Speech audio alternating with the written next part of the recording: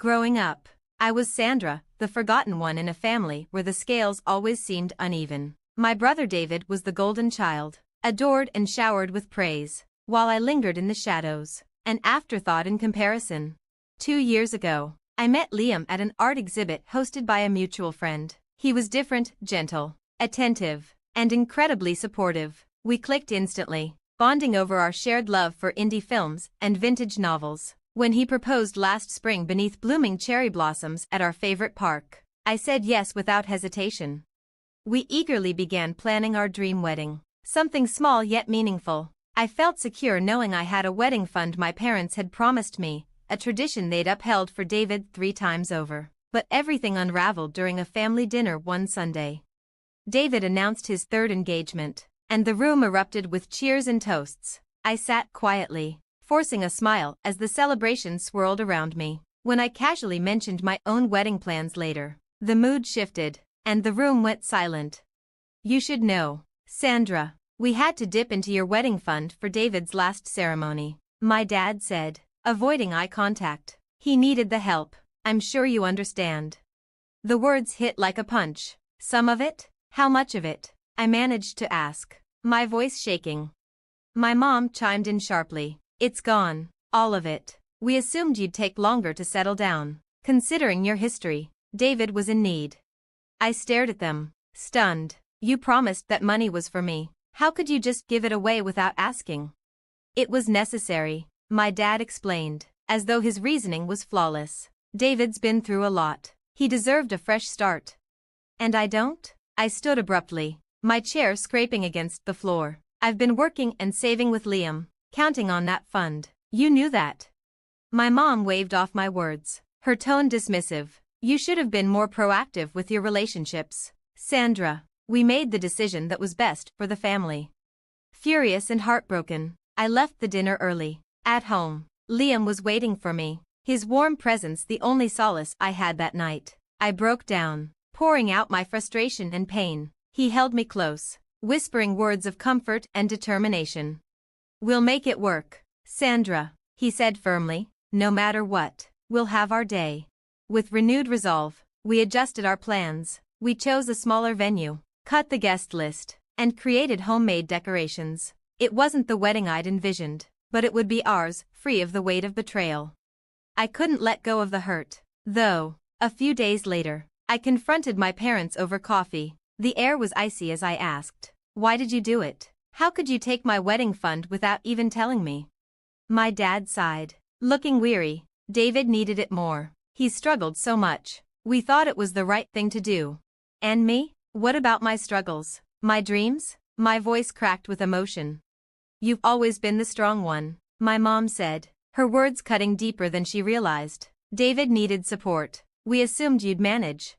So, because I'm strong, you decided I didn't matter?" I stood, my hands trembling. "You didn't just take money, you shattered my trust."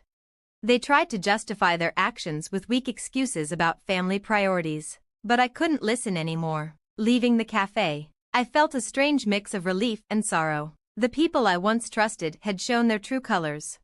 In the weeks that followed, Liam and I poured ourselves into creating a wedding that reflected us. We chose a serene local park for the ceremony, adorned with simple wildflowers and accompanied by soft acoustic music. Every detail was crafted with care and love. I made a difficult choice not to invite my parents. Their betrayal had left scars I wasn't ready to reopen. Protecting my happiness meant setting boundaries, even if it hurt. On our wedding day, the sun shone brightly, casting a golden glow over the park. Surrounded by close friends and a few family members, I felt an overwhelming sense of peace. This wasn't the grand event I'd imagined, it was something far better. It was real. It was ours. As I walked down the aisle, Liam's eyes met mine, filled with unwavering love and joy. Our vows were heartfelt promises of partnership and understanding, and when we kissed, the applause felt like music to my soul. The day was simple yet beautiful, a true reflection of who we were. The reception, filled with laughter, homemade food, and heartfelt speeches, was a celebration of love in its purest form.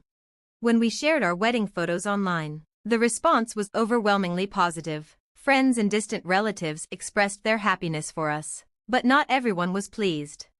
My parents, shocked to realize they hadn't been invited, reacted with anger. How could she exclude us from her wedding? They demanded. But for the first time, their disappointment didn't affect me. I had chosen my path, free from their control, and surrounded by love. This was my beginning, a life built on trust, respect, and the strength to stand up for myself. My mother's text was filled with anger and hurt, especially after everything we had done for her. My father's response was even colder. After all the years we've supported you, this is how you repay us? She's clearly made her choice. Their words were a harsh contrast to the perfect day we were having. Though I had anticipated this and was ready, holding Liam's hand, I felt confident enough to face whatever came next. The family gathering that followed was tense. As news of our decision spread, whispers and judgmental stares greeted me whenever I entered the room. Some family members approached, asking why I hadn't included my parents, suggesting that family unity should come before everything. But as I calmly explained my reasons, with Liam and a few supporters standing by me, I found inner strength. This was about drawing boundaries and prioritizing our happiness over toxic family expectations. Despite the backlash, I was surprised by an unexpected outpouring of support. Several cousins and aunts reached out privately, sharing their own stories of dealing with family pressure. It was comforting to know that we weren't alone in our quest for independence and respect. As the days turned into weeks, my parents' initial shock faded into an uncomfortable silence. They made no further attempts to confront me, possibly realizing the depth of their mistake. Liam and I moved forward, our bond only growing stronger through the challenges we'd overcome. Our wedding was more than a ceremony, it was a declaration of our commitment to live on our own terms, free from the weight of familial expectations. It was the beginning of a future where our love and choices mattered above all else. A few weeks later, during a routine phone call, the conversation took an unexpected turn. My mother's voice, strained but trying to sound casual, said, "Sandra, your father and I have been thinking, maybe we should have a proper wedding, a big celebration, where we can invite everyone." I paused for a moment. "Mom, Liam and I are already married. We had the wedding we wanted." She persisted. "It was small. We're talking about something meaningful, where we can celebrate with all our friends and family. Think about your father, this would mean so much to him." Then my dad took over the phone. His voice was unusually heavy. "I've been feeling unwell lately, Sandra. The doctor said stress could be affecting my heart. Not seeing you have a proper wedding is taking its toll." The guilt trip hit hard, stirring both anger and sadness in me. I knew this pattern well. This was manipulation, something I had endured for years. But this time, I wasn't the same person who could be swayed by guilt. "Dad, I'm sorry you're not feeling well, but our wedding has already taken place. It was meaningful to us. You chose not to support us when we needed it, and now you don't have the right to ask for a do-over." There was a long pause. My mother then snapped, "You're being selfish, Sandra. After everything we've done for you, this is how you repay us, by embarrassing us in front of our friends?" The old me might have apologized or tried to patch things up, but I was different now. Strengthened by Liam's love and the support of true friends, I stood my ground. "No, Mom, what's truly embarrassing is using your daughter's wedding fund for your son's third marriage without a second thought. Liam and I are happy with how we celebrated our love, and that's what matters." The call ended abruptly, leaving a bitter silence in its wake. I knew this wasn't the end, but I also knew I had grown stronger. I wasn't the same person who feared their disapproval. Days later, I received a formal, cold letter from my parents. It was an invoice listing every expense they'd ever incurred on my behalf, from school fees to minor loans, with a note at the bottom: "Since you've chosen to distance yourself, we believe it's only fair for you to assume these costs." Liam and I shared a hollow laugh at the absurdity of it all. "Are they serious?" he asked, eyebrows raised. "It's just another manipulation attempt," I replied, tearing the letter in half. "But it won't work this time." Together, we decided it was time to sever ties officially. I wrote an email, clear and firm, explaining why I was distancing myself from them. I outlined their lack of respect for my autonomy and their continued attempts to manipulate me. Sending that email brought both relief and sadness. It wasn't just about distancing myself from my parents. It was about taking back control of my life. In the weeks that followed, the air around us felt lighter. We were building our life on our own terms, free from guilt or obligation. Every small victory felt like a triumph. Their demands for a second wedding and their manipulations had only solidified my decision. Liam and I were united, grounded in mutual respect and understanding, not the shifting sands of familial approval. This chapter of my life was about standing firm, about not allowing guilt or manipulation to dictate my choices. It was about living authentically, and that freedom was the greatest gift I could give myself. The weeks after distancing myself from my parents were quiet, but then one afternoon, they showed up at our door, uninvited. Their faces carried a mix of determination and faint concern. "Sandra, we need to talk," my mom said, moving as if to hug me. I held up my hand, stopping her. "There's nothing more to say," I replied, firm in my stance. "You got my email." I meant every word. My dad's expression hardened. "We're still your parents. Sandra, you can't just cut us off like we don't matter. I gave you both every chance to be part of my life in a respectful way. You chose not to take it," I said, my voice steady. "This isn't about cutting you off, it's about setting boundaries." They tried to argue, to plead their case, but I was resolute. Liam and I deserved peace without the manipulation. "This is final," I declared. The conversation ended with a clarity I hadn't expected. "Mom, Dad, I wish things were different, but they're not. Please respect my decision and don't contact me again."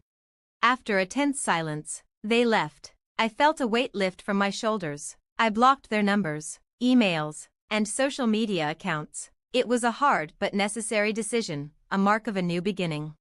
In the months that followed, Liam and I thrived. We made our small apartment a home, celebrated each other's successes, and faced challenges together. Life, without the constant burden of family expectations, felt lighter and happier. We often spent evenings talking about our dreams, planning the future we were building. Each conversation, each plan, wove a stronger bond between us.